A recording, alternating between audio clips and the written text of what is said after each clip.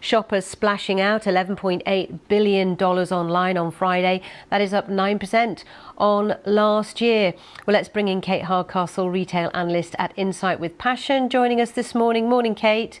Morning, Sally. So is that true of the UK as well? We saw a jump in the US. What about here? I think we certainly saw a jump in terms of sales, but as you mentioned, there's this realism from the consumer now who is such a savvy shopper. They're almost using a forensic buying process. And one of the things I thought was really interesting in the numbers so far is the rise of AI-driven shopping online, which is really helping those consumers find the bargains they want.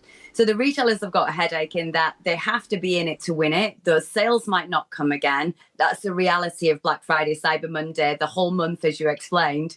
It's completely promotion-led. But then after this particular period, on the run-up to Christmas, they're going to have to be equally competitive as well. That impacts, obviously, the profit. And then we've got consumers looking for trust and looking for that service after delivery too. So it's very much not just about the purchase itself, but making sure that you've got it in stock, that you're going to make sure you're there with the returns. It's very much a frenzy that really leans into the consumer being the person that benefits. So yeah, definitely. But was there anyway, Kate, some pent-up spending going on? Because the British Retail Consortium was saying in the run-up to the budget, many were just halting spending completely because they were worried about what was in the budget. So I just wonder whether post-budget we saw a bit of a frenzy from that point of view as well. We do shop emotionally all the way through the world, whatever the economy. It's about making sure that we have that feel-good factor. I think we saw a lot of joy hunters out there at the weekend as well. I was watching the real-life stores as well as what was happening online.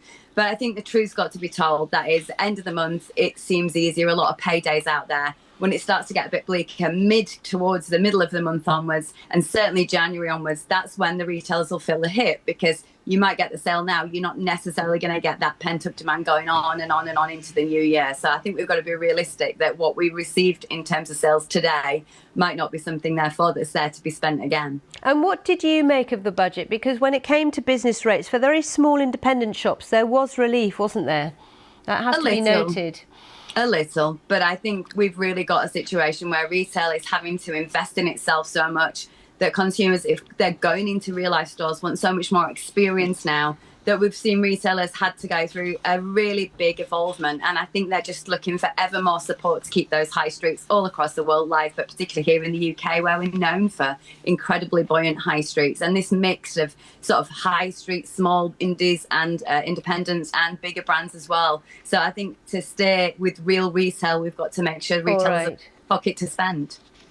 Kate, thank you so much. Good to pick your brains as ever on retail. Kate Hardcastle there.